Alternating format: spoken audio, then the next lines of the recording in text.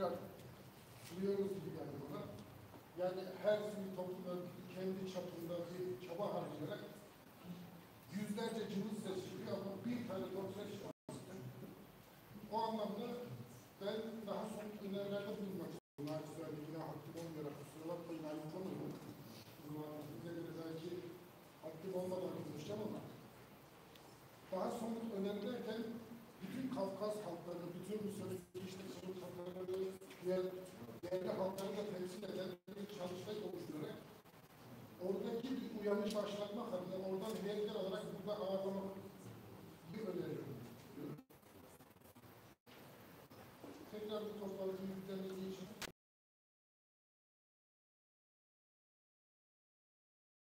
başlarımıza da teşekkür ediyorum. Keşke olsa başlamakla işin yarısını yapıyoruz. Hepinize teşekkür ediyorum. Aklınızı aldığınız için kusura bakmayın. Ben teşekkür ederim Zorlu'ya. Şimdi dostluk kulüpleri platformu adına dair mesleği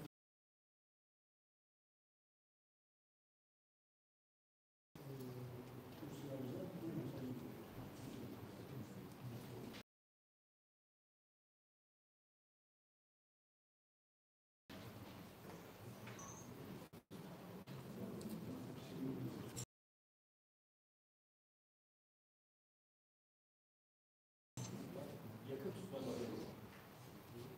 çalışıyor. Ama yakın tutun. Tamam. Değerli Çerkez Camiası'nın STK temsilcileri ve komşu akraba toplulukların STK temsilcileri ve değerli hemşehrilerim hepinizi saygıyla selamlıyorum. Ve dostluk kulüpleri platformu adına Ankara Dostluk Kulübü platformu başkanı olarak burada birkaç bir şey söylemek istiyorum. Konuyla ilgili daha fazla bilgi verebilmek için söz almayı biraz daha arkaya bıraktım ki yani katkıda bulunabileyim diye.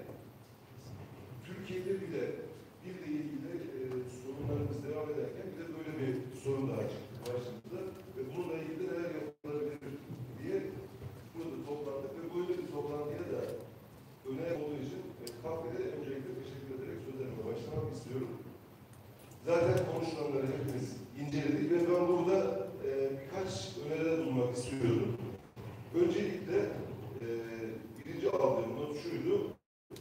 Bu kanundan etkilenen Kafkasya'daki cumhuriyetler, yani Kırım'da, diğer cumhuriyetlerde dahil oradaki resmi kurumların, yani devletin ve oradaki STK'ların düşüncelerinin ne olduğunu öncelikle öğrenebilmemiz gerektiğini düşünüyordum. Bir arkadaşımız biraz bilgi verdi ama bunu biraz daha detaylı olarak almak gerekiyor diye düşünüyorum ki onların desteği veya onların isteği olmadan burada yapılan herhangi bir şeyin de çok bir sonuca ulaşabileceğini düşünmüyorum.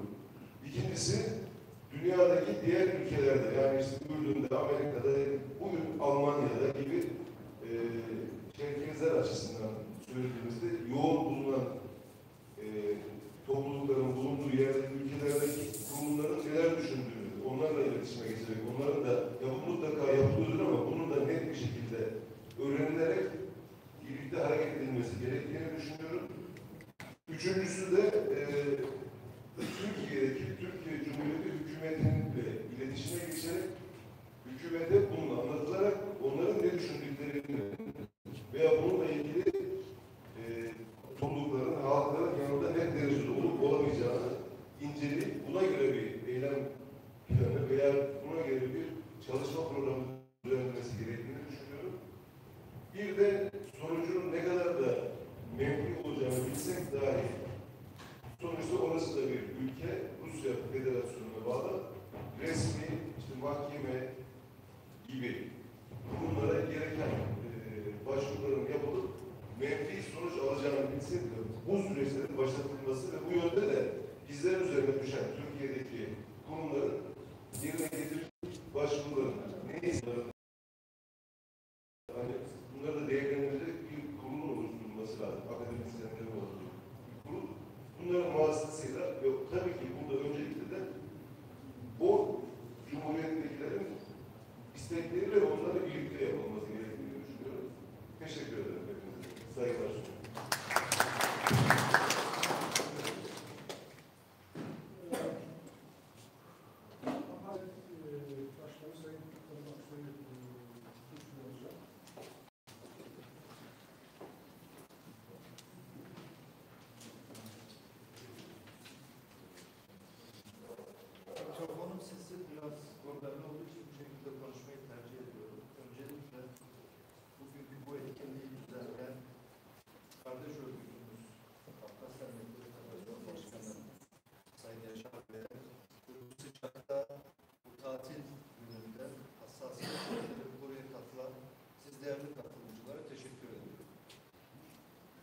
Dil gerçekten bir milletin varlığının en büyük timsalidir.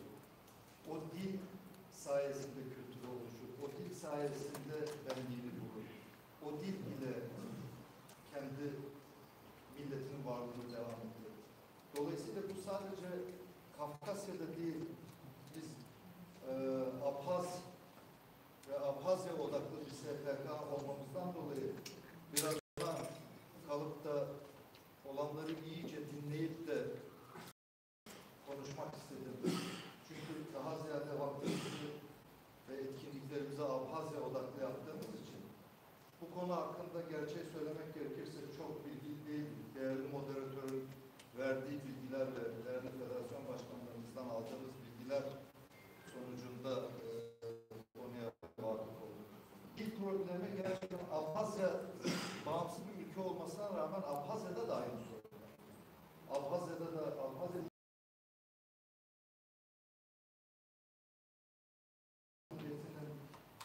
televizyon kanalları Rusça yayın yapıyor.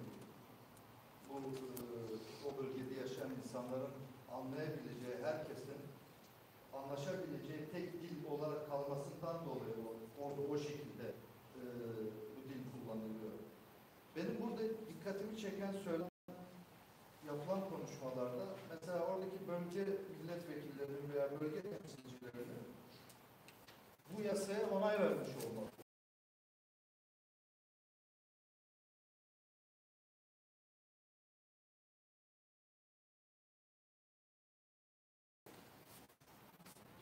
Halkın değerli bir konuşmacının belirttiği gibi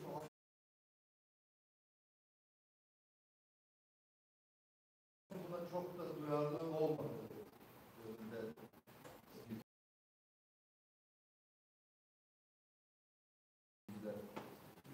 Buradaki yaptığımız etkinliklerden ziyade evet bu etkinliklerdeki bu hassasiyeti gösterelim ama oradaki halkın buna biraz katkı sunması gerektiğine inanıyorum. Ben konuşmamı yaparken sadece Kafkasya özelinde de yapmak istemiyorum. Abhazya'yı da katarak konuşuyorum. Çünkü aynı problemi biz orada da yaşıyoruz.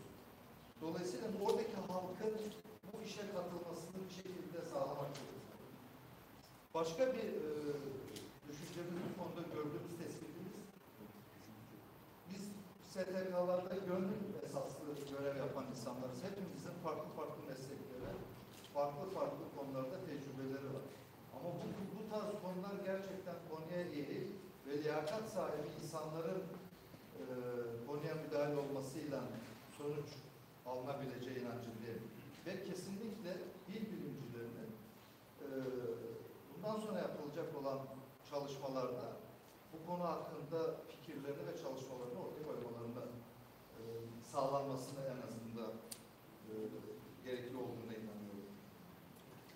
Bir başka bir aldığım nokta vakıf ve dernekler vasıtasıyla bu dillerin korunabileceğini belirttiğini söylemiştiniz yasada. Bunu biri becerebilse Türkiye'de biz beceririz. Yani Türkiye'de bu kadar vakıf, dernek, federasyon bizim dillerimiz burada da yok olma sürecinde.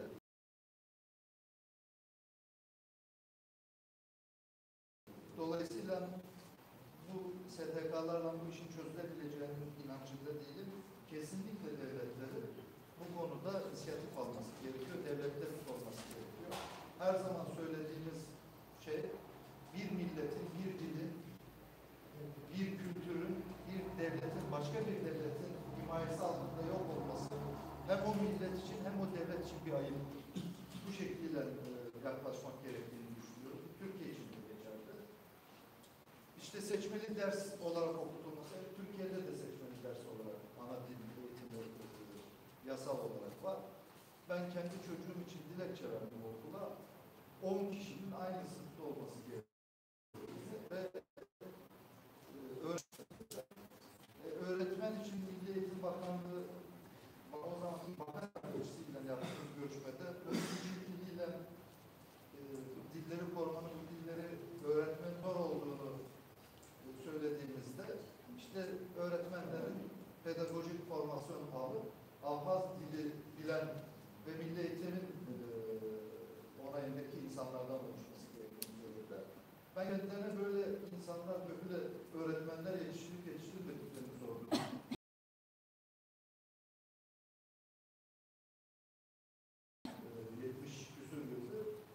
olsa illaki bizim de bu insanları tercih edeceğimiz ama böyle bir eğitim almış insanımız da yok, öğretmenimiz de yok. Dolayısıyla Kafkasya'daki kardeşlerimizin öncelikle olaya sahip çıkması gerekiyor.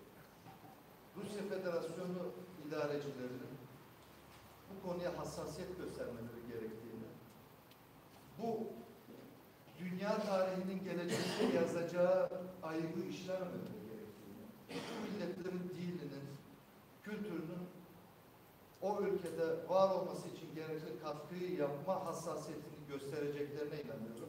Ve bu konuda da çalışmalarımızın devam etmesine bu toplantı gibi daha genişletilmiş ve dediğim gibi liyakatli insanların da katılacağı toplantılar halinde devam etmesini ve bunun bu soruna katkı sunması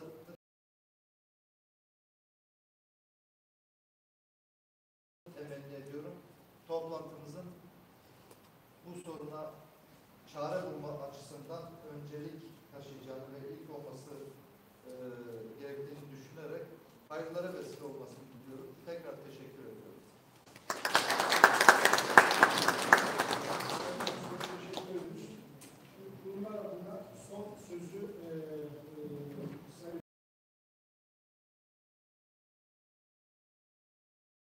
Cahit Usta'ya soracağım. Ondan sonra bireysel konuşmacılara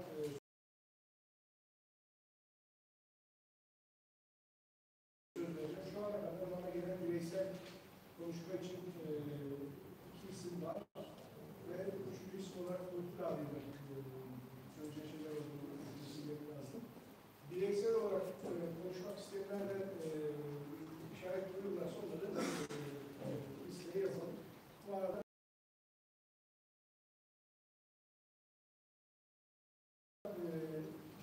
Dünya Çerkes Birliği Başkan Yardımcısı ve Cahit Usta'yı kürsüye davet ediyoruz.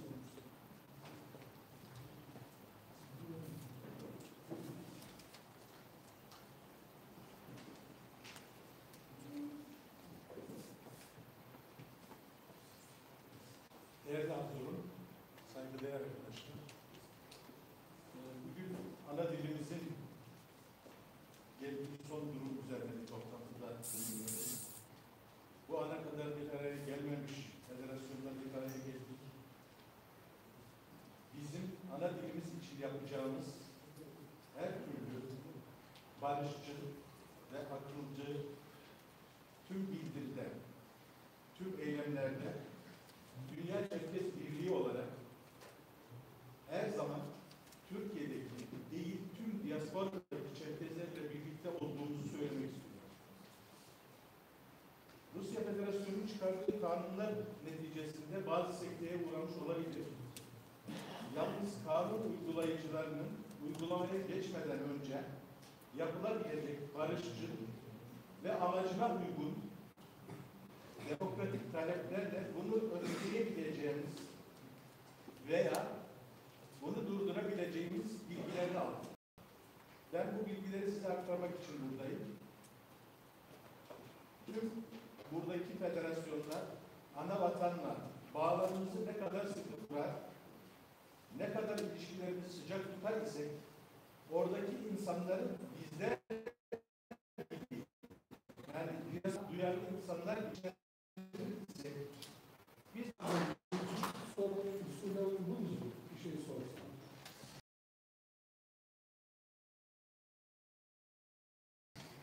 Sanki yanlış mı anladım? Bu önlenebilir bir şey mi? Yani tam anlaşılmadıysa tekrar ağlamak istedim. Yani, Sanki yani bu yasanın hayata geçmesi önlenebilir bir şey mi? Öyle bir yol, oradan yöntem varmıştır anladım. Yanlış mı? yasanın şu anda yasanın uygulanabilir olduğu söyleniyor. Yalnız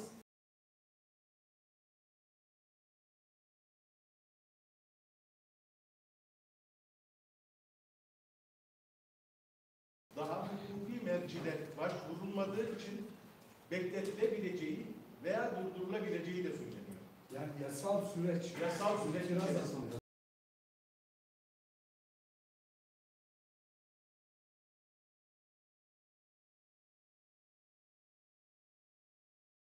Yasal süreç içerisinde. biraz önce diğer arkadaşlarımız belirtti. Yani bizim Anayasa Mahkememiz gibi Rusya'daki mahkemelerin bu konuya azınlıklar, otokton halklar dilleri üzerinden bir mahkeme davasıyla durdurulabileceği bilgisini aldım. Ben onu aktardım. DÇB'nin bu konuda bir çalışması var mı? Şu anda DÇB 30 Haziran'da burada yaptığı toplantıda bir deklarasyon yayınlamıştı. Onun haricinde şu anda orada da çalışmalar devam ediyor. Duma'daki görüşmeler de. Yani yasal süreç. Evet, evet. Başka sorusu olan? O konuda Bir soru soracağım. soru değil de ben o konuda deminki konuya atıfen açıklamada bulunmak istedim. Bu konuya dairse Anayasa, demin söylediğim konuşmamda Rusya Federasyonu Anayasası'nda, ben DÇP'nin çalışmalarıyla ilgili konuşmuyorum. Rusya Federasyonu'nun anayasasında değiştirilemez denen maddelerin içerisinde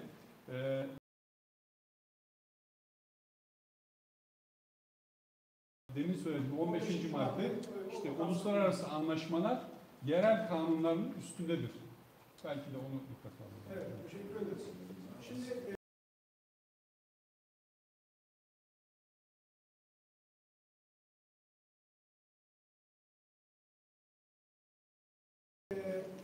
kurumlar adına söz almak isteyenler de bitirdik. Biraz sonra bireyler açısından söz vereceğim.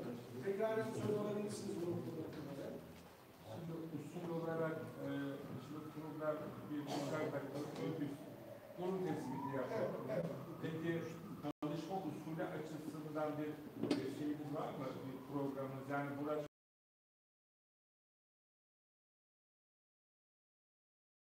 kişiler şahsi görüşler yapacak ama burada dağınıklık olmaması açısından söylüyorum.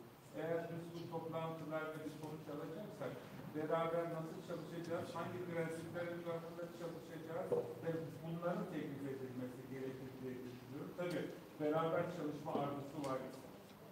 Şimdi bireylere vereceğimiz konuşmaları çok uzatmayacağız doğal olarak. Üçüncü aşama bundan sonra yol haritası ne şekilde yürütülecek? Çünkü burada farklı kurumlardan gelen ve anladığımız kadarıyla ortak bir irade ortaya çıkmış durumda benim görebildiğim kadarıyla.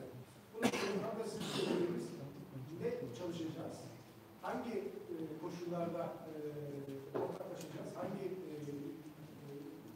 ortada bir terminolojimiz olacak mı? Yani biz bunlara ortak noktalarda var birleştirdik belki ama her derneklerin kendi farklı gündemleri ve şeyleri var.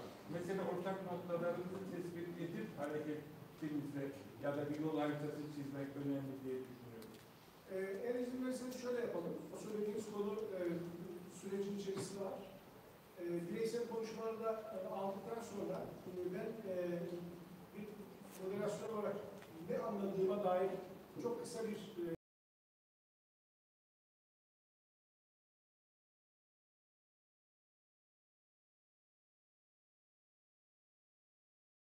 toparlama yapacağım. Ondan sonra tam da sizin söylediğiniz konu. Yani ne yapacağız ve hangi süreçlerle yani söz gelimi CERFET, KAFFET, Tatar Kırım Tatarları Derneği burada bulunan diğer kurum ve kuruluşlar bu meselede neyi ne şekilde düşüneceklerine dair bir artık ete kemiğe bölünmemiz lazım. Misal genel anlamda oluşan tabloda ben şunu anlıyorum. Bir hukuki sürecin başlatılması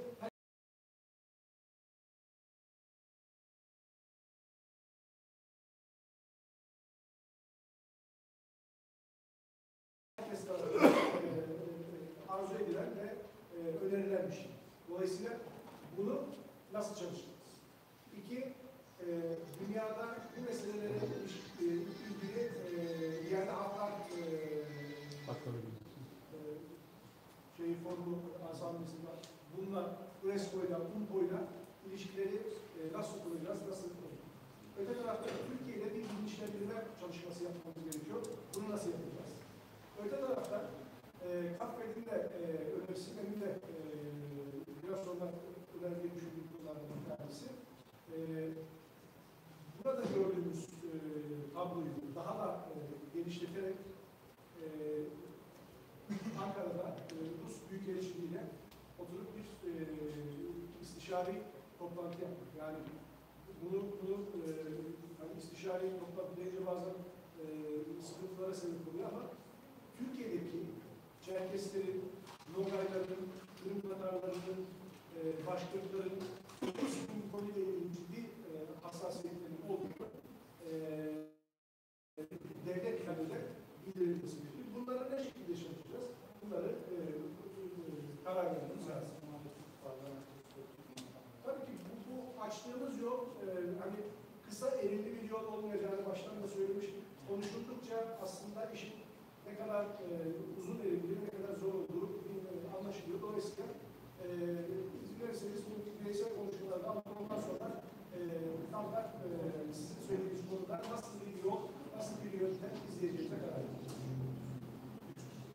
Evet, bu konuda ben Alaaddin Bayram'ı Rusya'ya davet edeceğim. Bir sözü, bireysel sözleri anlatacağım. Sayın Bayram buyurun.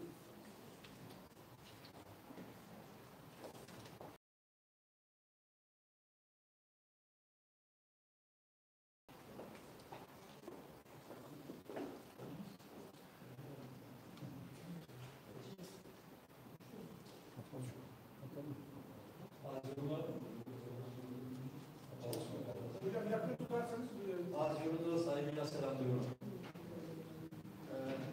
Çok şey söylenenlerin birçok bana katılmamak mümkün değil elbette. Zamanı tasarruflu kullanmak adına kısa cümlelerle geçmeye çalışacağım. Sahada olan bir kardeşimiz olarak, dil konusunda sahada olan bir kardeşimiz olarak şahit oldum ya da efendim söyleyeyim, bana görüşlerimi etkileyen olayları göz önüne getirerek düşüncelerimi ifade edeceğim. 1997'den itibaren sistematik bir şekilde Adigöce dil çalışmalarına kendimce başladım. 2006'dan itibaren de federasyonumuzun açmış olduğu eğitimciler eğitimi konusundaki 40 kişiden bir tanesiydi. Ondan sonra da derneklerle çeşitli alanlarda dersler vermeye çalıştım, gayret gösterdim. Bizimkisi bir çiçekle bir bahara gelmeyeceğini biliyoruz. Bir tabiri caizse pasif bir direnişti. O gün bana dernek yönetiminde olan insanlarımızdan, abi ne yapacaksın ya, dil zaten bitti, nasıl olsa anlaşıyoruz ya, ne gerek var diyenlerin yönetimde olduğu bir günden çok fazla bir zaman geçmeden bugün fakülte sahibi olduk. Az da olsa, 2 saat de olsa, yetersiz de olsa seçmeli dil sahibiler gelen bir dile sahip olduk. Bu taraftan güzel bir şeyler gelişirken öbür taraftan da daha eksi bir şeyler olduğuna şahit oluyoruz. Ben bu kısmı burada bırakarak şunu söylemek istiyorum. Biz diasporik bir toplum olduğumuza göre, farklı ülkelerde yaşadığımıza göre özellikle ve öncelikle hem Türkiye hem Rusya için şunu söylememiz lazım, şunu düşünmemiz lazım. Biz gerçekten çalışacak mıyız? Yoksa konuşacak mıyız arkadaşlar? Bunu cevaplamamız gerekiyor. 3 gün, bir günde 3 ayrı grubun istiklalde yürüyüş yaptığı bir dönemde elleri titreyerek konuşan bir kardeşimize sakinlenmiştim, demiş sormuştum ki özelde. Ariye'de kaç kişi yaşıyor dediğimde bilmiyorum abi demiş. Ama savaşacak gibisin demiştim. Dönemde abi kaç kişi yaşıyor dedim. Rakamı söylediğimde müthiş bir moral bozukluğuna uğramıştım. Kendimizi bilmemiz lazım, kendimizi keşfetmemiz lazım ve konuşmamız lazım. Bizim derdimizi anlatabilecek bir Türkiye'nin muhatabı olmalıyız. STK'larımız Türkiye ile vatandaşları olarak bizleri, bizim dertlerimizi Rusya nezdinde dile getirmesi lazım. Bazıları bu işe devlet eli karışmaması gerekiyor diyor ama ben devlet eli karışması gerektiğine inanıyorum. Ver onlara ayda toplayan iş yapanla bu işler olmayacağına da inanıyorum. Onun için hem Rusya nezdinde hem Türkiye nezdinde mutlak, anlaşılır, yalın, samimiyetimizi ifade eden bir üslupla konuşmamız gerektiğine inanıyorum. Katılırsınız, katılmazsınız. Görüşlerimi söylemekte mükellefim. Ve şunu yapmamız gerekiyor.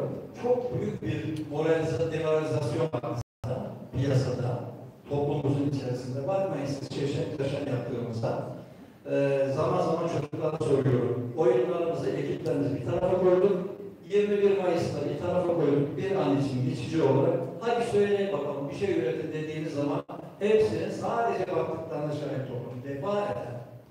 Öyleyse biz yolumuza devam edeceğiz. Rusya ne yaparsa yapsın, Türkiye hangi şey yaparsa yapsın, yolumuza devam edeceğiz. Çok ciddi demoralizasyonu yok etmek zorundayız. Gençlerimize, çocuklarımıza mutlak ve mutlak surette moral vereceğiz. Moral vereceğiz, moral vereceğiz. 70 dile sahip bir dil Türkiye'de yaşıyor. Kahır ekseriyeti Türkiye'de. Ubukçe gibi bir dil Türkiye'de öldü diyelim. Ama Türkiye akademisyenlerden biz taşıyamadık bunu. Fransızlar geldiler, çalıştılar.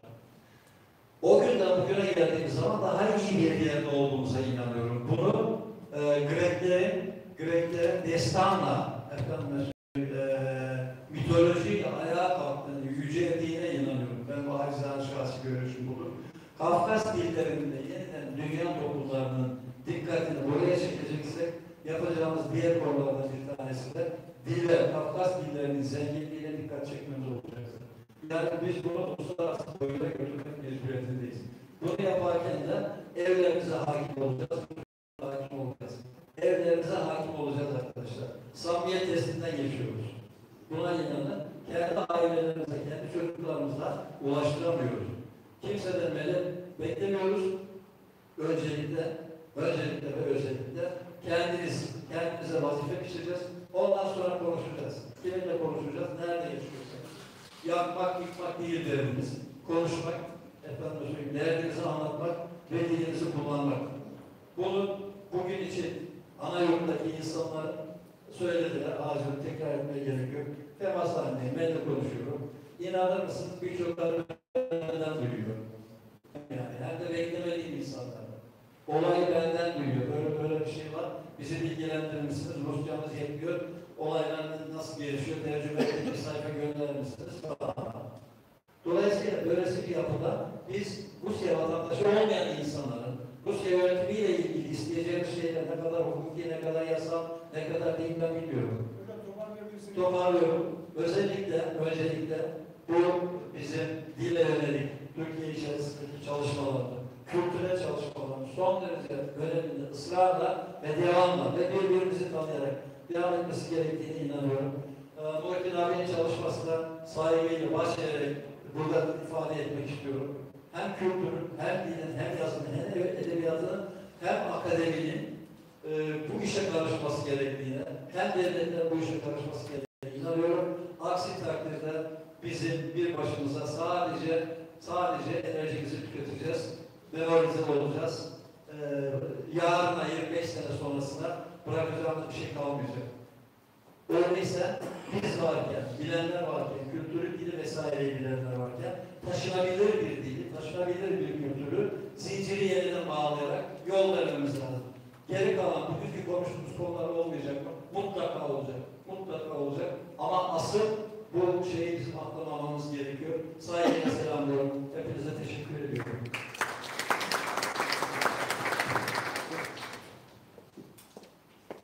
Sayın Hakim Hanım'a teşekkür ederiz. Ben Kafkas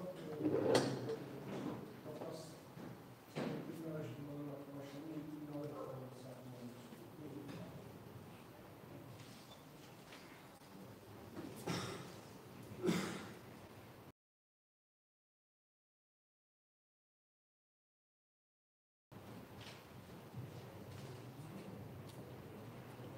Hepinize iyi günler. Söz almak niyetinde değil, zaten Rahmi Bey konuşmuştuk. Henüz bir kongasyonun katkıda söylemeye gerek gördüm. Ben de bazı şeyleri ilave etmek istiyorum.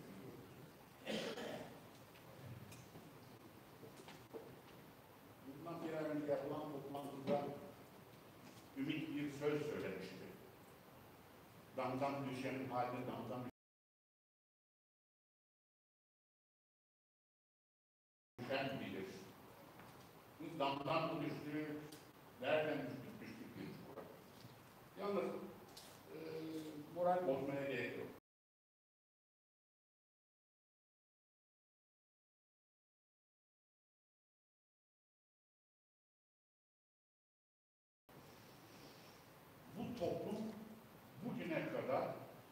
araya gelip de ortak sorunlarını tartışamaz. Bu başlık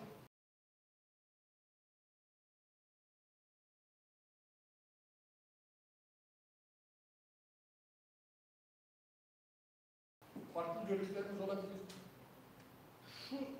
Şu manzara, şu toplantı benim için tarihi değer taşıyor. Demek ki farklı görüşlerimizin bir tarafa koyup, muhafaza edip bir araya gelip tartışabileceğiz. O medeniyete, o medeni anlayışa sahip bir toplumuz. Tarihte de öyleydi. Bundan sonra bunu devam etmek zorundayız. Kasa olarak bizim üstleneceğimiz şeyler vardır. Bu konuda kararlar aldık. Tarihlerinde de ayrıca yapacağız. Ama bu bir konuya dönüyor. Demin Alaaddin gayet güzel şeyler söyledi. Kısaydı ama içerikleri önemliydi.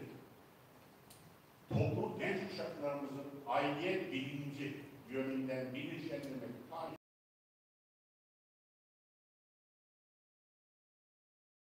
değere sahip, öneme sahip. Tam zamanı. Ben sosyal medyayı kullanmıyorum ama sosyal medyayı kullanan örgütlerimiz bunu rahatlıkla yapabilirler ve bunu yapabilirler.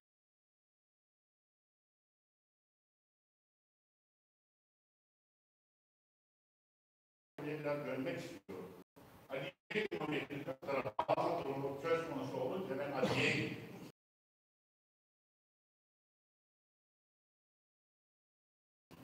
Cumhurbaşkanı o zaman yoktu. Hazreti Şahmet Bey yoktu. Tahliye Ağabey, Anayasa Mahkemesi, Anayasa Profesörü kendisi, genel sekreterdi.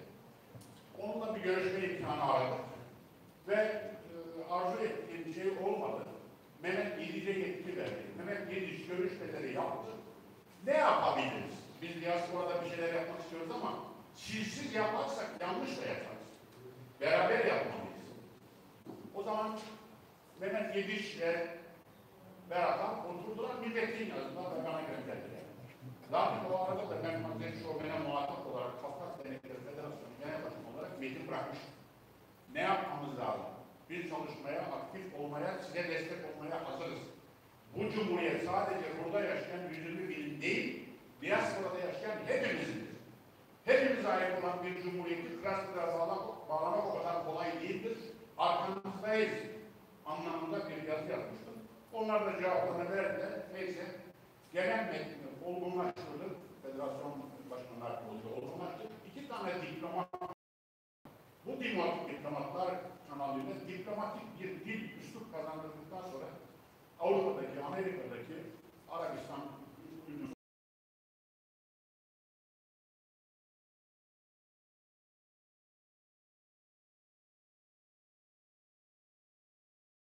İsrail'de ise dünyadaki bütün dernekleri, Türkiye'deki bütün dernek federasyonu vakıf bırakmadan hepsine gönderdi. 5'er Müslüman. Benimsiyorsanız imzalayın ya.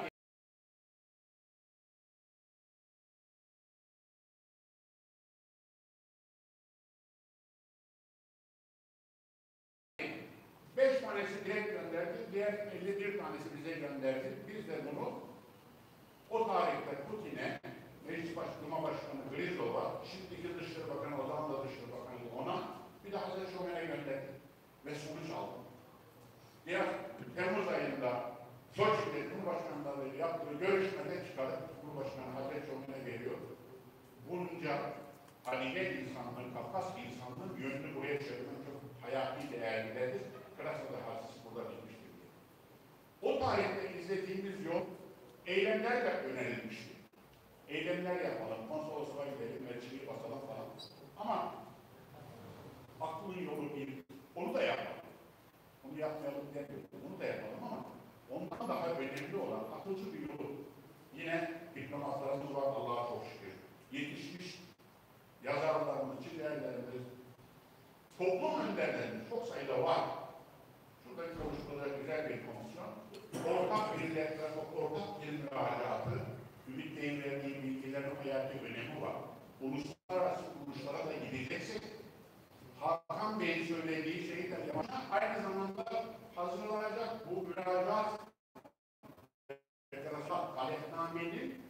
talepnameyi yine diplomatlara indirerek Rusya Federasyonu Başkanı'na Duma'ya göndermek suretiyle Dışişleri Bakanı'na biz o zaman bunu yaparken zamanın Cumhurbaşkanı'na, Başbakanı'na, Dışişleri Bakanlarına da ziyaret ederek onlara da bilgilensinler. İçinde bulunduğumuz Cumhuriyet'in yetkilileri de ikili görüşmeler sırasında notlarında, ajandalarında bir yerde olsun diye onları da bilgilendirdik.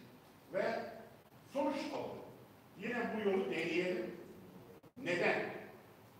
Uluslararası kuruluşlara gidelim de, uluslararası kuruluşlara gitmek için en önce dahili Rusya Federasyonu içerisindeki hukuk düzenini, hukuk sisteminin gerektirdiği talep şeyleri hepsini tamamlamamız lazım.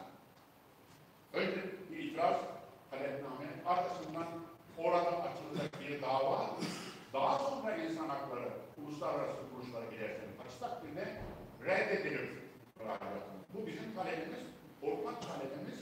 Rusya Federasyonu'na yapılacak olan hukuki gelişimin de temeli, başlangıcı olacak şekilde öyle bir dilde, öyle bir üslupta uzman arkadaşlarımız hazırlar gönderirlerse hukuki mücadeleyi de başlatmış oluruz. Talebimiz de yerine ulaşır. Burada da yerel Türkiye Cumhuriyeti'nin yöneticilerinde federasyonlarımızın, 3-4 federasyonumuzun başkanı bir araya gelir, ziyaret eder, bilgilendirirler. O kadar. Onların çok zor olacağını zannetmiyorum. Beklenmiyor. Ama bilgilendirmekte fayda var. İkili görüşmelerde belki günün birinde gündeme gelir, biz ondan yararlanırız. Bu talepname bir sayfayı aşmayacak. Ama Türkiye'deki bütün vakıflar, bütün dernekler, platformlar, siyasi kuruluş ve federasyonlara bağlı olmayan varsa bağımsız örgütler çok sayıda kurumun imzasıyla olmalı. Bireysel taleplerin, bireysel müracaatların çok fazla anlamı yok. Ama çünkü onlar nezdinde dernekler, federasyonlar birer siyasi kuruluş konumundadır. Onun için delege sistemine dayalı olan müracaatlara önem veriyorlar. Bu önem nedeniyle hazırlanacak metni çok sayıda, bu bir hafta 10 gün içerisinde olmalı. Türkiye'deki bütün kurumların yetkilileri buna hazırlanacak deklarasyonu imza atmalı. Burada bilinçli insanlar var. Ümit onda çalıştı, diğer Ümit çalıştı, diğer arkadaşlarımız, hukukçu arkadaşlarımız var. Bunlarla güzel bir talepname hazırlar. Türkiye'de yaşayan Kafkas halkları ve diğer kardeş halklar gibi bir başlıkla atılabilir ve kurumlar adına imza olmalı. Kurumlar adına yazışmayı iletişim işlemleri bir federasyonumuz üstlenebilir. Kafet başladığına göre bunu pekala yapar. Başkanlar bir araya gelir. Şu anda bir aradalarsa bundan sonra da bunu birlikte götürebilirler. Ben o tabloyu gerçekten çok memnun olduğumu söyleyeyim. Bizim sorunlarımız sadece bu dil sorunu. Başka sorunlarımız var. Aklımızı başımıza devşirme zamanı. Geç kaldı. Ama hiç olmazsa başlayalım. Biz vakıf olarak, hafta olarak zaten bir karar almıştık. Abant gibi, Bolu gibi bir yerde delege sistemine dayalı. Çünkü bizim toplumun bir özelliği var. Ben düzenlediğim sempozyumlarda, konferanslarda şunu görüyorum. Konuşmacı 15-20 dakika konuştuktan sonra soru soracak olan arkadaş 10 dakika onun savunma hakkı, soru cevap hakkı varsa 10 dakikayı kendisi yorum yapıyor, konuşuyor. Sonra sorusunu soruyor. Cevabı da beğenmiyor. Bir daha konuşmak istiyor. Onun için delege sistemine dayalı her kurum kendi içinde konuları, belirleyeceğimiz konuları tartıştıktan sonra sözcülerini seçerek 20, 30, 40 neyse 50 çok daha fazla olmadan bir yerde ortak bundan sonraki diğer sorunlarımız, kültürel sorunlarımız, siyasal sorunlarımız, taleplerimiz, sorunlarımız, halledemediklerimiz ve birçok konu bunları biz ev sahipliği yapmak istiyoruz ama bu dil konusu federasyonlarımızın işidir, federasyonumuz başladı. Onların neticelendirmesini diliyorum, bekliyorum. Biz elimizden gelen bir şey olursa onu yapmaya zaten hazırız. Kafka olarak biz zaten bunu bilim kuruluyla birlikte organize edeceğiz. Bütün kurumlarımızı davet edeceğiz. Ama iletişim bilgilerimizde olmayanlar varsa onlar vardır. Onlar iletişim bilgilerimize ulaştırırlarsa iş daha kolay olur. Yani geçmişte yaşadığımız şeyin deneyimini kullanalım. Artı akılcı bir diplomatik usul içeren bir şey hazırlayalım. Bunu hazırlayacak yetenekli insanlarımız var. Ben birkaç maddeden ağır konuştum ama zamanınızı almak istemiyorum. Teşekkür ediyorum. Saygılar sunuyorum.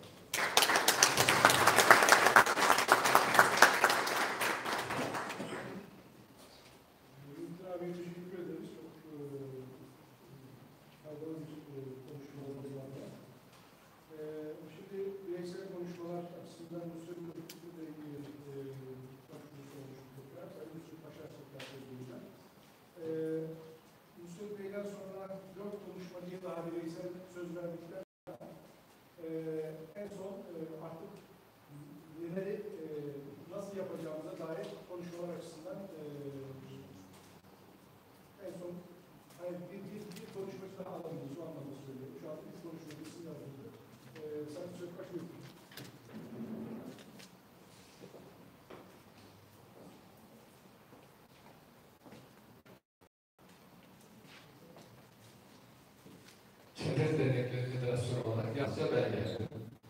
Sekreter de yani ama orada Anadolu'nun büyük bir kısmı Kafkasya Federasyonu içine saygı duyuyorum.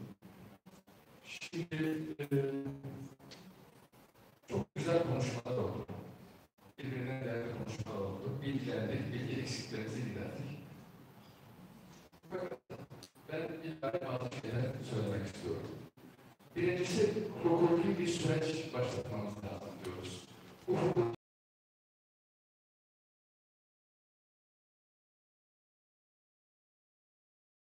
biz onlara destekte bulunabiliriz.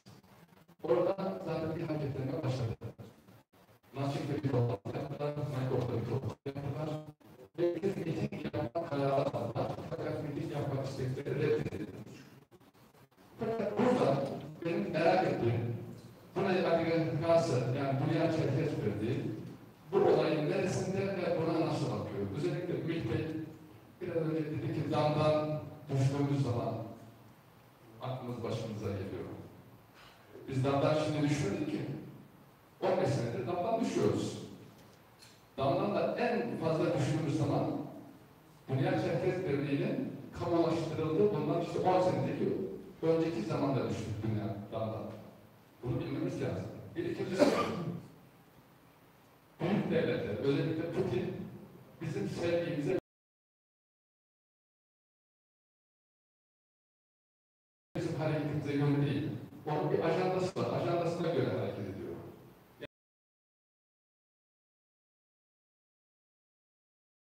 Yani biz onları çok sevsek de, çok kıssak da onlar hedeflerinden dönmüyorlar. Biraz önce Hakan Kırımlı anlattı. Onlar üniter bir Rusya istiyorlar.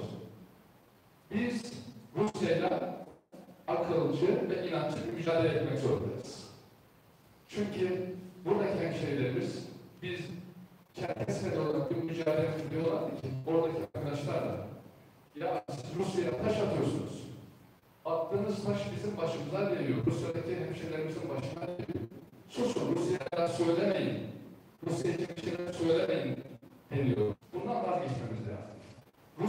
Rusya bizim şu anda Rusya'nın politikalarına karşı çıkmamız gerekiyor.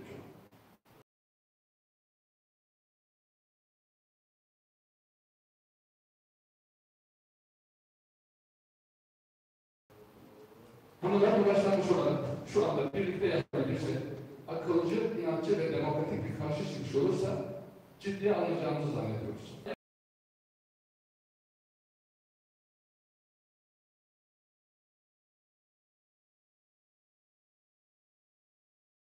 Ayrıca diasporada atılan her mantar tarlasının Moskova'da top mermisi gibi işitildiğini biliyorum. Onun için burada örgütlenir ve mücadele edersek Rusya'yı etkileyebileceğimizi ve oradaki Kafkasya'daki hemşehrilerimizi, Tatar arkadaşlarımızı da moral ve motivasyon vereceğini. Evet, olandan bir tane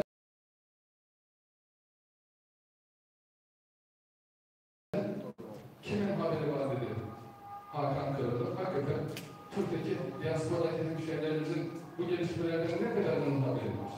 Bunu haberler etmemiz lazım. Kırım'daki filmi yeni öğrendik. Ben bilmiyordum. Arkadaşlar konuştular.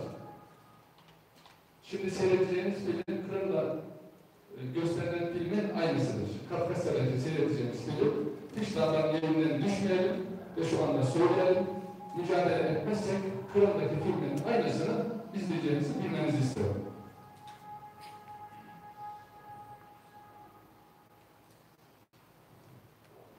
Şimdi biz şöyle düşünüyoruz. Rusya sosyolojik olarak dünyada kalmış tek imparatorluktur.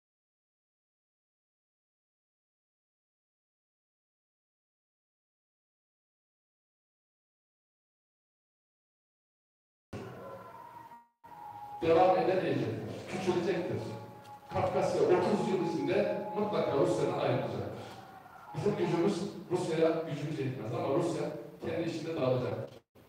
Biz mücadelemizi bu şekilde yapmamız gerekiyor diye düşünüyorum.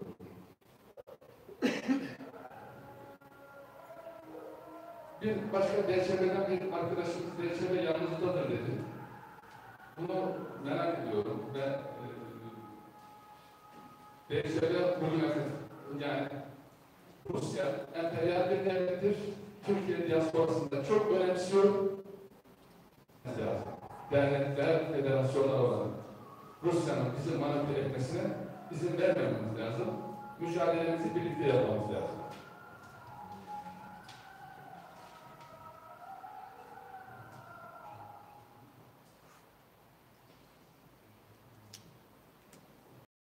Bir kronoloji anlattı. Damdan düşmek için bunlar yetiyordu. Hastanelerde suikastlar yapılıyor. Soru olimpiyatları bütün şeyimize rağmen devam edildi. Üniter devlete dönüş var.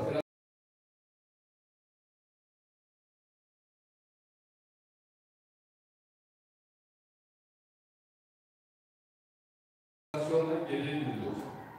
Yani bunlar hep damdan düştüğümüz resimlerdir. Problemi sırf bugünün problemi değil. Biz mücadele edersek, birlikte olursak, dayanışma içerisinde olursak biz kazanacağımızı düşünüyoruz. Şimdi özür dilerim, fikir düştü. Yani muhakeme yapmakta biraz güçlük çekiyorum. Aklımıza bir şey gelirse tekrar konuşuruz. Şimdilik söyleyeceklerim bu.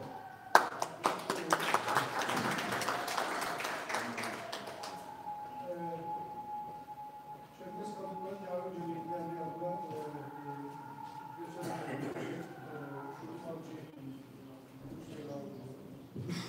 Hepinizi sevgiyle selamlıyorum. Çok kısa konuşmak üzere söz aldım ben. Şimdi bu yasanın Çerkezler için ne kadar kötü bir yasa olduğunu hepimiz değindik. Ama ben çok önemli bir yönüne değinmek istiyorum. Kötü ev sahibi, kiracıyı ev sahibi yaparmış tarafından. Bu yasa Türkiye'deki Çerkez kurumlarını bir araya getirmek gibi bir yararı da oldu. Ben bunu çok önemsiyorum. İnşallah bu böyle devam eder. Yani bugünün tarihi bir gün olduğunu ben de vurgulamak istiyorum. Düzenleyen kafede de teşekkür ediyorum. Katılan herkese de teşekkür ediyorum. Ama bu yasa bizi bir araya getirdi. Bunun da değerini bilelim ama bir arada olduğumuz zaman her türlü önümüze gelecek sorunu da başlık edeceğimizi düşünüyorum. Çok güzel kararlar, önerilerde bulunuldu. Herhalde en kısa zamanda bir komisyon olarak hepsinin notlarını siz de aldınız, ben de aldım. Çok güzel öneriler. Bunların Muhittin abinin söylediği gibi bir hafta 10 gün içinde neler yapılacaksa komisyonla, her kurumun temsilcisinin olacağı bir komisyonla harekete geçmek gerekir diye düşünüyorum. Tüm kadınlara çok teşekkür ederiz.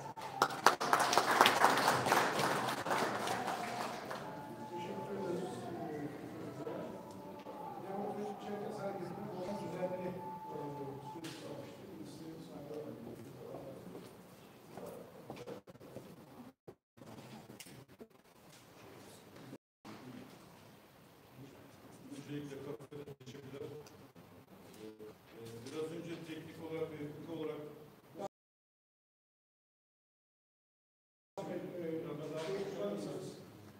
ama sesiniz çok bu belli olduğu için anlaşılabilir. teknik olarak ve hukuk olarak çok açıklamaların oldu. Özellikle çok önemli bir şey söyledi. Yani duygusal davranmamak, bilimsel davranmak, hareketler sebeplerinin arkadaşımız. Şimdi bu doğru söylem üzerinden devam etmek gerekiyor. Açtık kapıdan devam etmek gerekiyor. Bu anlamda tabii ki hukuki yanı da önemli, akademik yanı da önemli, kültürel yanı da önemli ama ben daha çok siyasi yanıyla katkı sunmak istiyorum müsaadenizle.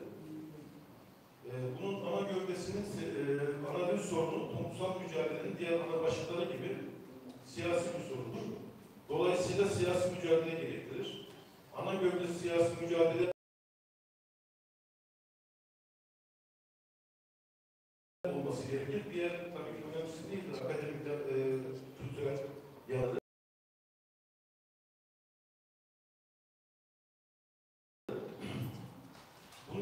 siyasi mücadele içinde siyasi hareketlerin güçlü olması gerekiyor. Dünyada bütün bu ana dille ilgili, yani diğer halklarla ilgili sorun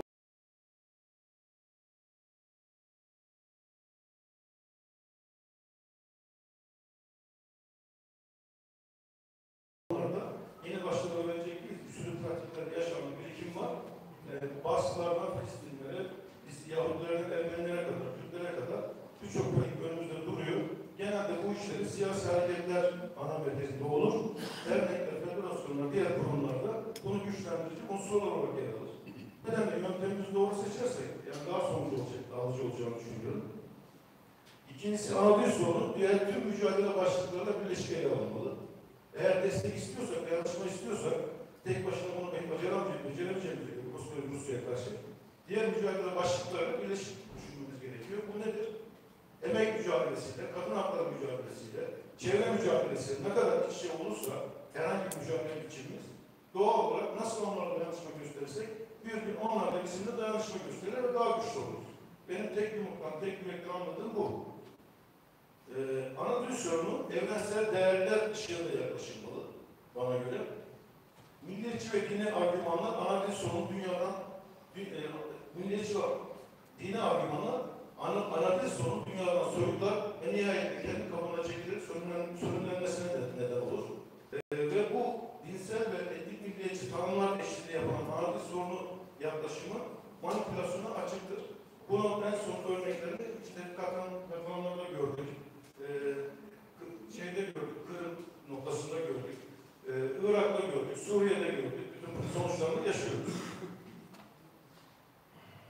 Ana dil sorunu yaşadığımız ülke ve dünya genelindeki dengeleri gösterir. Örneğin ABD Batı eksenine karşı, bloğuna karşı nasıl ki Rus-Çin bloğu varsa atacağımız her adım doğal olarak diğer bloğun hanesine bir artı olabilir. Bunu çok hassasiyetle dikkat etmek gerekir. Bir süre sonra onun yedeklenmesi olmaması için çok özen gösterilmesi gerekir. Bunun da işte örneklerini Arap Baharı'nda yaşadık. Halkların çok önemli ihtiyaçlarına, çok doğru ihtiyaçlarına nasıl istismar edildiğini, sonra yüz binlerce insanın nasıl katledildiğini gördük. Hiç ummadığımız bir şekilde en basit bir problem, basit gördüğüm için demiyorum ana dil sorununu, bu manipülasyonun parçası olabilir. Ana dil sorunu tüm Kuzey Kafkasya halklar için eşit temelde yaklaşılmalıdır. Bu adliye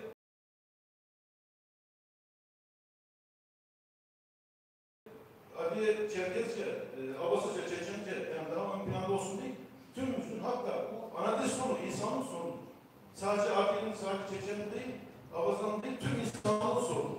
Bu kadar genel perspektifte doğru varsa, bunu sadece bir halka indirgemiz zaten haksızlık olacaktır. Dağılığına hapsedilmemelidir. Sonuçta onun parçası olduğu durumlarda başımıza neler geliriz? Halkları, biz emeği yapıyoruz. Başımıza neler geliriz? Hepimiz görüyoruz.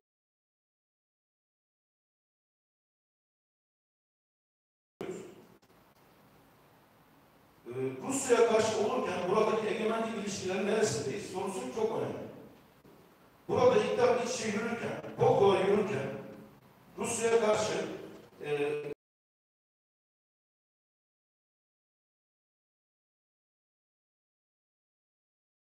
mücadele veriyorsak hem Rusya'ya karşı demokrasi mücadelesi hem Türkiye'deki egemenlik ilişkilerine iktidarına karşı demokrasi mücadelesi dünya kamuoyunda bir tutarlılık olarak algılanacaktır ve saygı görecektir.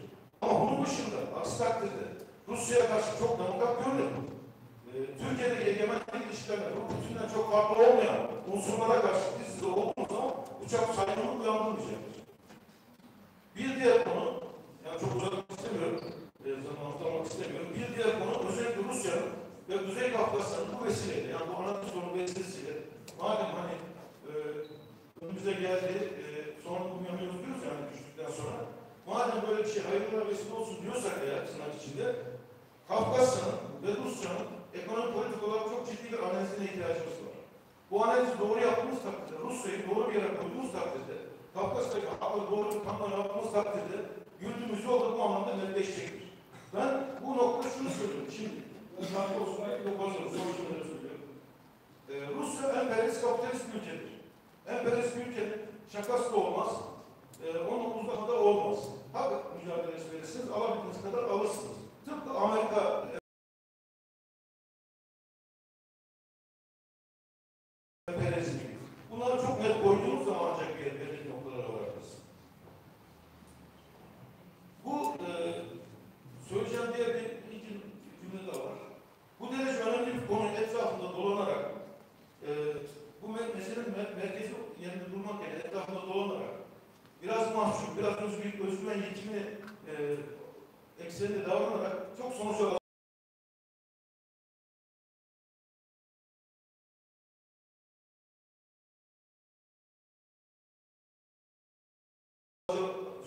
olacağını düşünüyorum.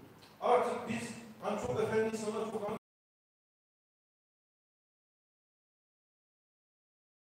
beyefendi insanlar olarak düşünüyoruz ya toplumda. Ya bir kere de kardeşim beyefendi olmuyor. Bir kere de hanımefendi olmuyor. Şunu ben istiyorum, ana dilimi istiyorum, ortaya çıkalım, konuşalım. Söyleyelim. Bunun da devam olarak, net olarak, somut önerinde şunu, bir basın açıklamalar artık bunlar geçerli değil. Olağanüstü koşullardayız, ona yapmaz. Büyük bir dil yapalım. Bütün diğer hatları çağıralım, dostlarımızı çağıralım, aynı yerleri ödeyelim, aynı eziyet çeker. Nasıl kırıklıklar varsa bu arkadaşlarımız, Türk arkadaşlarımız da çağıralım, Ermeni arkadaşımız da gelsin. Bütün halklardan, aileler de gelsin, bütün bu bedeleri ödeyen insanlar. Birlikte Rusya karşıtlığı temelinde bu arkadaşlarımızın yalnız alarak mücadele hakkı çizelim. Bunun içinde büyük bir miting örgütleyelim. Yani on binlerce insan havana taşıyacak, bütün dünya basını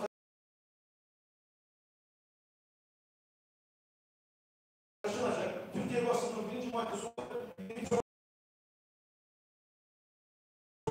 geçmişte, kafete, devreni bırakmayan bir sürü olumsuzluklar Rus çalak diyecek kadar Şirak kalmış ifadeler bunlar. Bugün burada bakın birlikte hareket edebiliyoruz, birlikte kafede üstünü kullanıyoruz. Şunu demek istiyorum. Yani şunu gösteriyor bu olay. Her koşullar itibariyle bazı şeyler hayat boşluk tanımıyor. Bize hiç yapmadığımız şeyler karşımızda yan yana getirebiliyor. Çok ağır söylediklerimiz şeyler. Bu anlamda kurumsal bir çok önemli. Birbirimize karşı daha özenli, daha hassas, daha dikkatli, daha ölçülü davranmak gerekli. Bu ana bir sorunu bir kez daha önümüze getirdik. Bunun çok önemli olduğunu, en azından bir sorun kadar önemli olduğunu düşünüyorum. Bundan sonra bu problemi, ana bir sorun gerçekten bir yapı örgüt varsa bu dakikadan itibaren diğer bütün kurumlara çok saygılı, çok özenli ve hassas davranmak durumunda. Şucusu bucusu diye değil, birbirini anlayarak, birbirini dinleyerek, anlatmak isteyerek o ön koşul üzerine davranmak. Böyle yaparsak eğer biz birlikte hareket edebiliriz, örgütlü olabiliriz. Teşekkür ederim.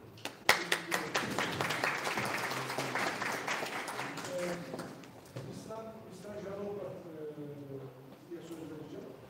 Sonra numaralı sözleri, bireysel sözleri çok kısa olacaksa sadece yazacağım. Sözlerdikten sonra bitireceğim ve bundan sonrası vakit de oldukça daralıyor. Ben önemlileri eklemeye yürütmeye gayret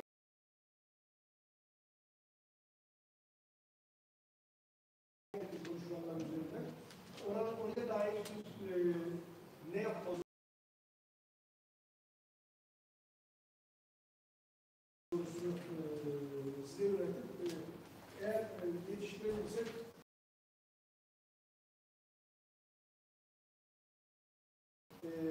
beş buçuk maksimum altısında bitirmeyi hedefliyoruz.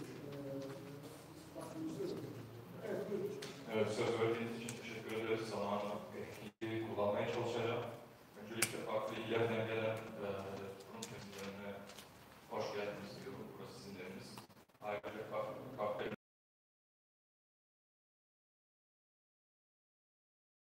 kurumuna da teşekkür ediyorum. Böyle olumlu bir adım attığı için. Açıkçası toplantının ilk bölümüne katılamadım ama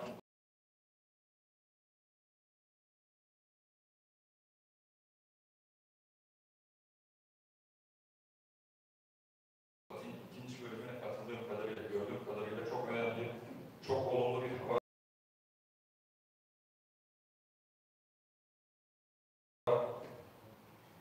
Uzatmak istemiyorum, çok güzel durum tespiti yapıldı bugün. Evet, kamuoyumuz bu konu hakkında bilgisiz ve en önemlisi ana vatandaş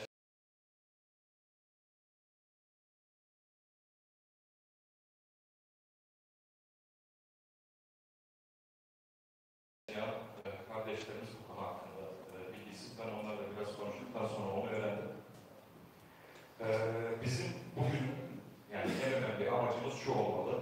Anavatanda bu yasanın geçmemesi için elimizden geleni yapacağız elbette ama bu yasa geçerse eğer geçti mi? Oradaki insanlara, oradaki kardeşlerimize bir motivasyon kaynağı olmalıyız. Yani oradaki işte 9. sınıftaki Çerkes kardeşimiz bu dili seçeceği zaman arkasında bir diaspora olduğunu bilmeli. Evet, hukuki, diplomatik, bilimsel yollara başvurmalıyız. Katılıyorum ama hukuk tanımayan bir ülke karşısında bunu yapmak ne kadar doğru, o da beni düşündürüyor bazen. Dünyaya muhatap olmalıyız. Ümit abi güzel bir şey söyledi, UNPRO'ya başvuralım. Çerkesler biliyorsunuz, Sovyetler Birliği dağıldıktan sonra UNPRO'nun bir üyesi oldu. Fakat 6 Kasım 2015 tarihinden beri itibaren biz UNPRO'nun bir üyesi değiliz. Ben geçenlerde UNPRO'ya geçtim ve bunun neden olduğunu sordum. İlgisizlik ve faaliyetsizlikten dolayı üyelikten çıkarılmışız.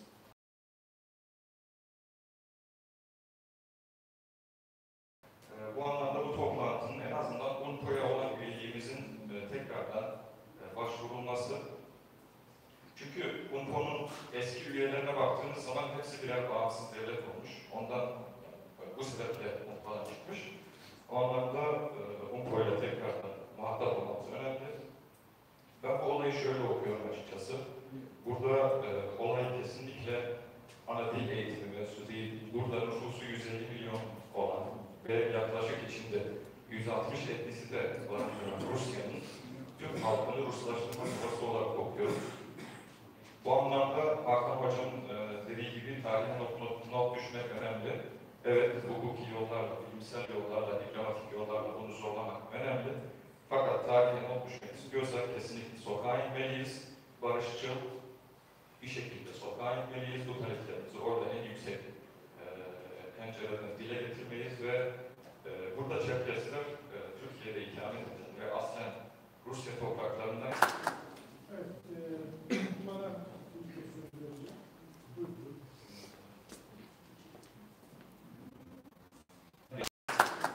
Evet, bana bir şey söyleyeceğim. Buyurun. Söylediğim dikkatini düzeltmek istiyorum. Damdan düşmekten kastım, Çerkezlerin kendi içindeki problemlerden ötürü değil. Rusya Federasyonu'nun içindeki halkların, diasporik halkların bir araya gelmesiyle ilgili bir hatırlatma. Çerkezlerle ilgili biz damdan düşen çok daha fazla, 15 yıldan da daha fazla sayısın. Ben onu kastetmiştim. İkincisi, Lisan kardeşim şeyden UNPRO'dan bahsetti. Belki de Yaşar daha ayrıntılı verir o bilgiyi. Sen vereceksen ben kapatayım. Tamam, Yaşar Bey verecek, o biraz karışık konu. Üçüncüsü, ben DÇP Yönetim Kurulu üyesiyim. İnsanların çoğu sanıyor ki DÇP Yönetim Kurulu üyesi olunca Rusya'nın tarafsız savunucusuyuz. Rusya'nın bakanlığın bir bölümünün elemanıymış gibi görüyorum. Ben iki şey anlatarak, anekdot anlatarak ben çektiğimizi anlattım. Ben Kafkasya'da Naçik'te yaşadım uzun süre. Yavsin döneminde yaşadım. Hayır, söylemesi o kadar çevremiz geniş, ilişkilerimiz çok iyi. Ne bileyim, polisin kovaladığı, Efes'in kovaladığı adamlar veya mafyanın kovaladığı adamlar bizde saklanıyorlar. Biz de onlara karşı rahatlıkla koruyabiliyoruz ofisinde, evinde vesaire. Şimdi DÇP üyesiyim, bir süredir DÇP yöneticisiyim. Bu sefer beni yapacaklar mı diye her işimizde korkuyla gidiyoruz. Daha kötüsü bir başka sebeple 1 Temmuz, geçen sene 1 Temmuz DÇP Yönetim Kurulu toplantısı var.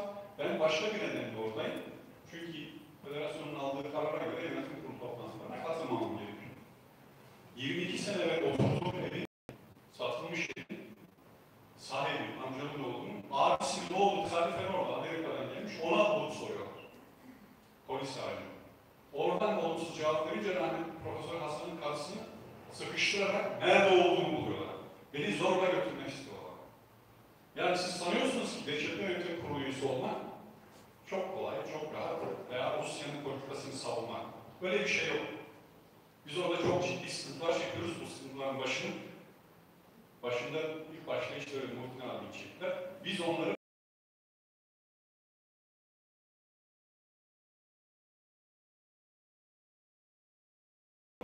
dayanabilenler de var. Bunu ben özellikle hatırlatmak istiyorum.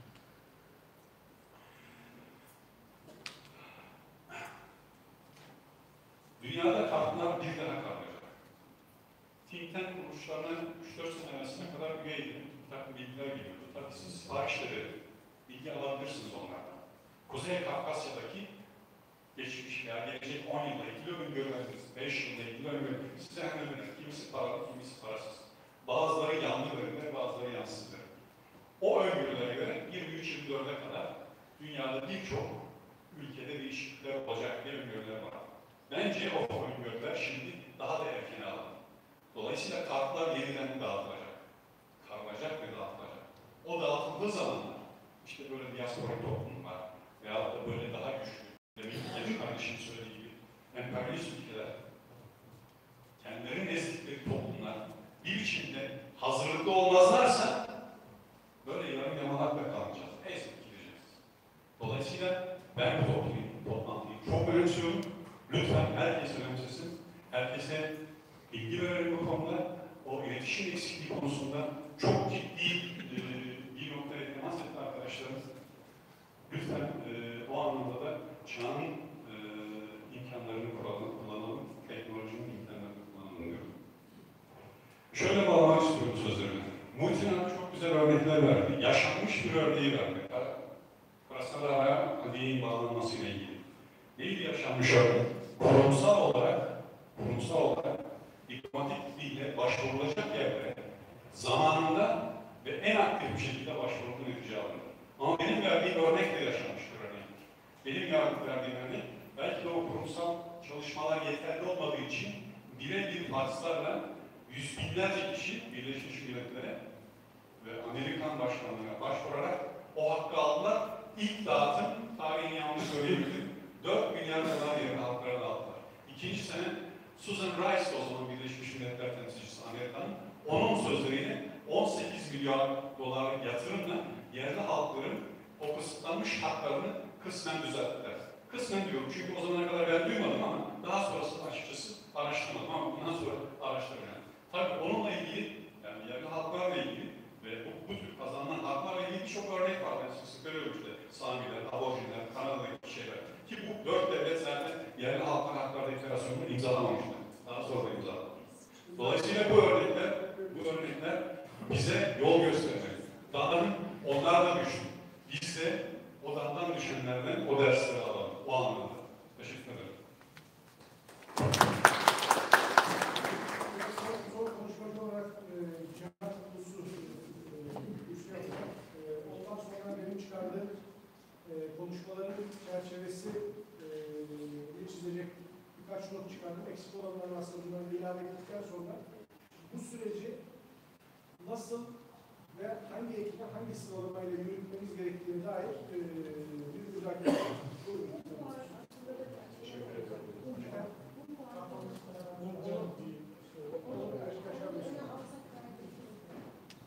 O zaman Cihat'tan sonra siz böyle bir açıklama yaparsanız peki buyurun. Şimdi teşekkür ederim Başkanım. Öncelikle düzeltmek istediğim bir konu var. Tarık arkadaşımız Anavat'tan bu konuya duyarsız şeklinde bazı tabirler oldu. Bu doğru değil. Ben oldukça vakıfım bu konuya. İnsan Hakları Derneği Başkanlığı, Sayın Valeri Hatırkoğlu başta olmak üzere bütün STK'larımız bu konuya yoğun bir şekilde ilgi gösterdiler ve gerekli yerlere bütün resmi makamlar, ve İçişleri Bakanlığı olmak üzere en başında öneri yazılar yazıldı. Kabardey-Balkan Üniversitesi'nde konferans düzenlendi konuyla ilgili ve 40.000 kişinin imzası toplandı. Akademisyenlerimiz, devlet adamlarımız ve hatta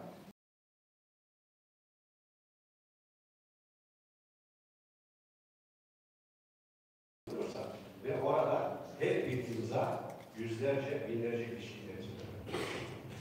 Bu konuda ana adına haksızlık yaptı. Diğer taraftan özel olarak da şunu söylemek istiyorum. Sadece biz Çerkezler maruz kalmıyoruz bu duruma. Diğer yerel halklarımız da mağdur bu konuda. Bunun için Türkiye Cumhuriyeti Devlet Başkanlığı, burada bir kurum var, yabancı Türkler ve akraba kurulu diye. Bu daha önce Başbakanlığa bağlıydı, şu an zannedersem Devlet Başkanlığı'na bağlı. Bu kurum aracılığıyla onları da bilgilendirip gerekli resmi yazıların yazılması gerekiyor. Diğer taraftan Müftü abimin söyledikleri çok önemli bu konuda. Mutlaka yazılı olması gerekiyor ve arşivlere girmesi gerekiyor. Yarın birkaç sene sonra bu şekilde çıkacak. Bunu bilemeyiz. Onun için güçlü bir şekilde bu birlikteliği sağlayarak şu anda sağladığı gibi mutlaka ve mutlaka yazılı hale haline geçecek şekilde, arşivlere girecek şekilde yazılı belgeler halinde başvurularımızı yapmamız gerekiyor ve bunun da başlangıcı ana vatandaş olması gerekiyor. Şu anda da o çalışmalar var. Ben bir hafta önce oradaydım. Teşekkür ederim. Sağ olun. Bu ilk meseleyle ilgili son bireysel konuşmalar Sayın Üniversiteden Bey'in sözlerinde sonra aldığı noktaya sıkıntı. Ben en son söz alacağım. Evet. Yani sadece UNPO ile ilgili. Evet. Arkadaşlar biz hiçbir zaman UNPO'nun üyesi olmadık. UNPO'nun üyesi Dünya Cerkes Birliği'ydi. Onun adına Gafet toplantılara katılıyor. O UNPO üyeliği sorumluluğunu önemsediği o sorumluluklarımızı yerine getiriyor idik. Bu Abhazya'nın bağımsızlığını kazanmasından sonra Abhazya'nın daha çok tanınmaya, desteklenmeye ihtiyacı olduğu düşüncesiyle yanılmıyorsam Cihancan Demir abimizin başkanlığı döneminde katıldıkları UNPO toplantısında Dünya Cerkes Birliği üyeliğini Abhaz arkadaşlarımıza devrettik ve onlar götürdüler bir süre. Şu anda ne durumda bilmiyorum. Yani Gafet hiçbir zaman UNPO üyesi olmadı. Dünya Cerkes Birliği üyesi.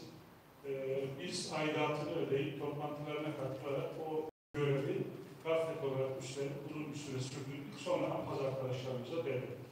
Bilgiyi aktarmış olduk. Evet, teşekkür ederim.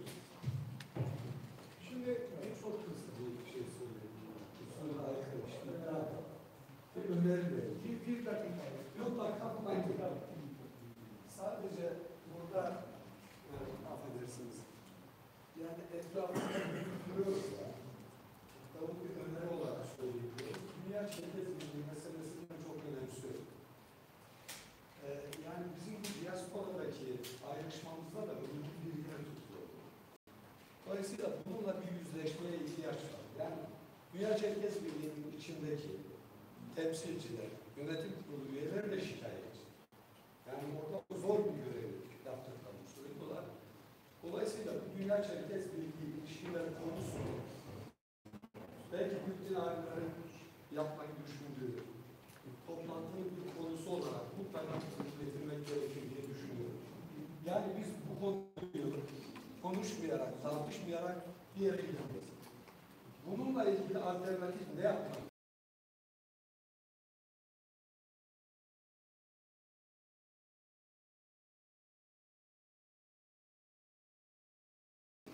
Bu şu anlama gelmesin. Yani Dünya Cerkes Birliği'yle kavga edelim. Onları yok sayalım filan anlamında değil.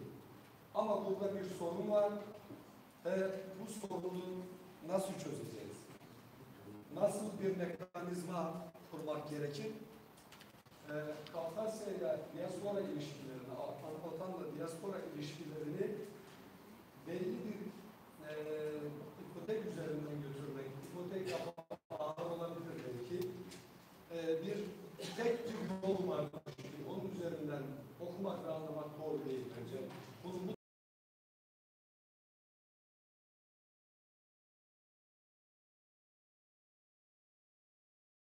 buradaki önerileri alabildiği notlardan çıkardığım şeyleri okuyup şu eksik kalmıştır dediğimiz bir şey varsa onların üzerinden az evvel sizin